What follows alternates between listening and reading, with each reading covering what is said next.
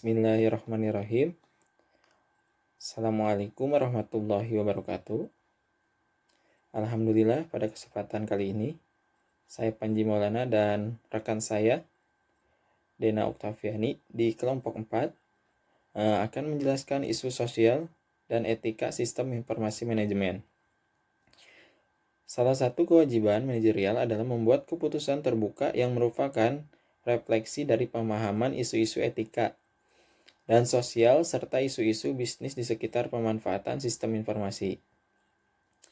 Pada video ini, kita akan membahas apa sajakah isu-isu etika dan sosial yang disebabkan oleh sistem informasi, serta apakah ada prinsip-prinsip khusus untuk perilaku yang bisa digunakan sebagai penuntut pengambilan keputusan mengenai dilema etika. Isu sosial dan etika yang berkaitan dengan sistem informasi manajemen. Teknologi juga dapat membawa perubahan yang cukup besar yang menciptakan isu-isu sosial yang harus diselesaikan masyarakat. Meningkatnya kemampuan jaringan teknologi informasi internet yang memiliki kapasitas penyimpanan dan dapat memperluas jangkauan seperti individu dan organisasi dalam bertindak.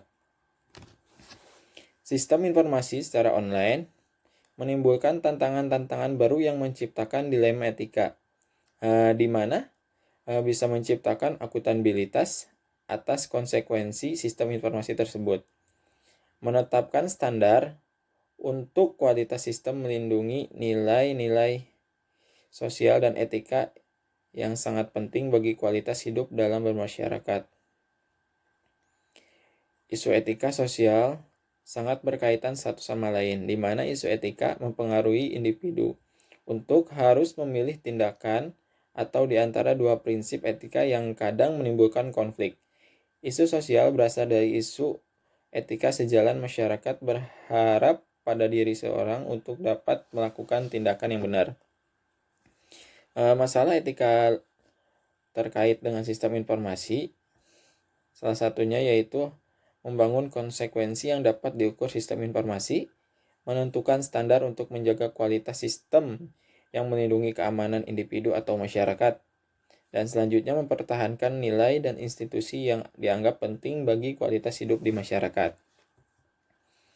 5 dimensi moral di era informasi saat ini yaitu hak dan kewajiban informasi. Yang kedua, hak dan kewajiban terkait kepemilikan. Selanjutnya, akuntabilitas dan pengendalian. Yang keempat yaitu kualitas sistem, dan yang terakhir kualitas hidup.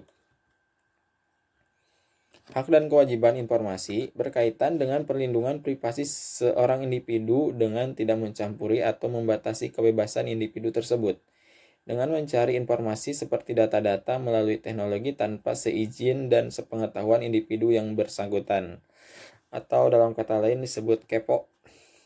Yang kedua, kepemilikan, hak dan kewajiban berkaitan dengan perlindungan kekayaan dan intelektual pribadi. Kekayaan intelektual sebagai kekayaan yang tidak berwujud yang diciptakan oleh seseorang atau individu ataupun organisasi. Yang ketiga itu akuntabilitas dan pengendalian berkaitan dengan undang-undang privasi individu, di mana teknologi informasi baru yang membawa tantangan bagi undang-undang liabilitas dan dalam praktik sosial untuk menuntut tanggung jawab perorangan dan organisasi. Ini dilakukan atas bahaya-bahaya yang terjadi dalam informasi individu serta hak-hak pribadi. Yang keempat yaitu kualitas sistem berkaitan dengan standar-standar kualitas sistem data yang harus dipenuhi untuk menghindari kesalahan dari sistem yang diterapkan untuk melindungi data dalam suatu perusahaan. Ini dilakukan agar tidak menyebabkan kekacauan dan kerugian dalam bisnis. Dan yang terakhir yaitu kualitas hidup. Komputer dan teknologi informasi mungkin dapat merusak elemen yang berharga dari kebudayaan. Kebudayaan yang ada ini dalam bermasyarakat, meskipun di sisi lain juga dapat memberikan manfaat bagi kehidupan. Seperti kasus internet yang bisa menjadi teman atau musuh bagi anak-anak. Dari segi positif, internet menawarkan begitu banyak hal kepada mereka, seperti menggunakan internet untuk tugas sekolah dan mengirim email untuk teman yang jauh. Dari sisi negatif, banyak pula tren teknologi dan etika. Pada saat ini, tren kecepatan komputasi berlipat 2 kali setiap 18 bulan. Ini mengakibatkan dampak semakin banyaknya perusahaan yang bergantung pada sistem komputer dalam menjalankan kegiatan-kegiatan utamanya. Selanjutnya, biaya penyimpanan data menurun dengan cepat. Ini dampaknya perusahaan dapat dengan mudah memelihara secara terperinci masing-masing database-nya. Selanjutnya, kemajuan analisa data. Ini bisa mengakibatkan menyalin data dari suatu lokasi ke lokasi lain dan mengakses data pribadi dari lokasi yang jauh lebih mudah. Selanjutnya, etika dalam masyarakat Indonesia. Pilihan etika adalah keputusan-keputusan yang dibuat oleh individu yang bertanggung jawab atas konsekuensi tindakannya. Responsibility merupakan elemen utama dari tindakan etika yang mengandung arti bahwa Anda akan menerima kemungkinan biaya yang akan timbul dari tugas atau kewajiban yang Anda buat. Yang kedua yaitu akuntabilitas, fitur dari sistem dan institusi sosial. Hal tersebut berarti ada mekanisme yang sesuai untuk menentukan siapa yang bertanggung jawab, mengambil tindakan, dan siapa yang bertanggung jawab dalam keputusan tersebut. Selanjutnya yaitu liabilitas, merupakan perluasan konsep dari responsibility yang mengarah lebih jauh ke bidang hukum. Liabilitas merupakan fitur dari sistem politik di mana suatu badan hukum di suatu tempat mengizinkan seorang untuk menerima perbaikan kerusakan yang terjadi pada dirinya yang disebabkan oleh orang lain, sistem maupun organisasi. Untuk selanjutnya, analisa etika. Yang pertama yaitu identifikasi dan gambarkan fakta secara jelas. Yang kedua, definisikan konflik atau dilema dan identifikasi nilai-nilai yang lebih tinggi yang terlibat. Yang ketiga, identifikasi pihak-pihak yang berkepentingan.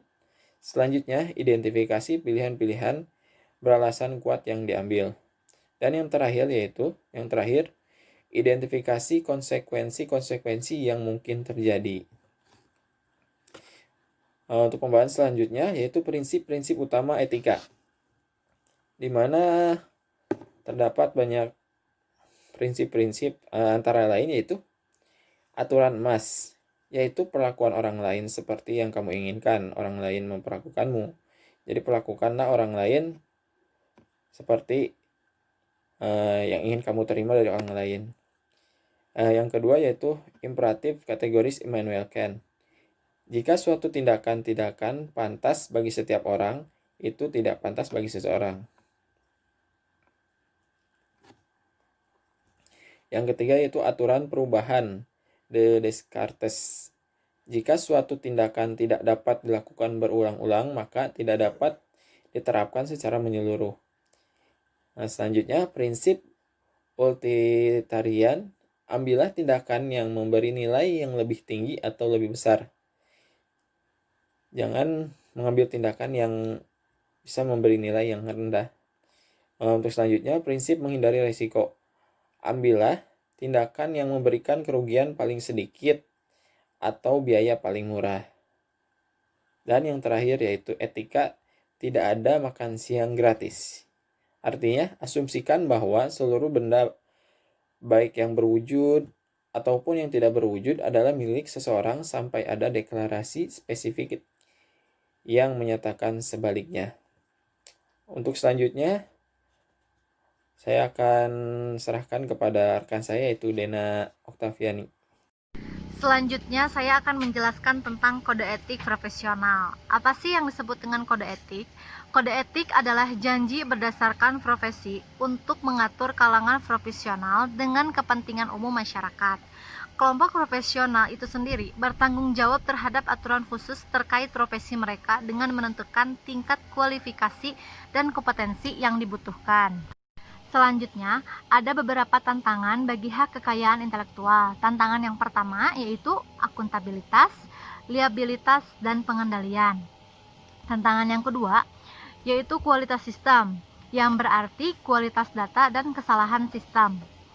3 sumber pokok dari kinerja sistem yang bobrok adalah: yang pertama, celah atau kelemahan dan kesalahan pada sistem. Yang kedua, kegagalan perangkat keras ataupun fasilitas lainnya yang disebabkan oleh alam maupun penyebab lainnya.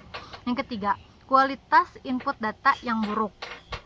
Kemudian, banyak perusahaan yang mengawasi karyawannya melalui internet untuk mencegah mereka membuang-buang sumber daya perusahaan pada kegiatan yang tidak ada hubungannya dengan bisnis. Perkumpulan internasional memecat sedikitnya 10 karyawan di kantornya pada bulan Desember 2000 karena penyalahgunaan internet. Mereka mengirimkan email yang berbau seks secara eksplisit. Dengan begitu, perusahaan yakin mereka mempunyai hak untuk memonitor email karyawan dan penggunaan web karena fasilitas itu milik mereka. Dan penggunaannya yang dimaksud itu mempunyai tujuan bisnis dan menciptakan fasilitas untuk maksud-maksud bisnis. Seperti halnya Facebook.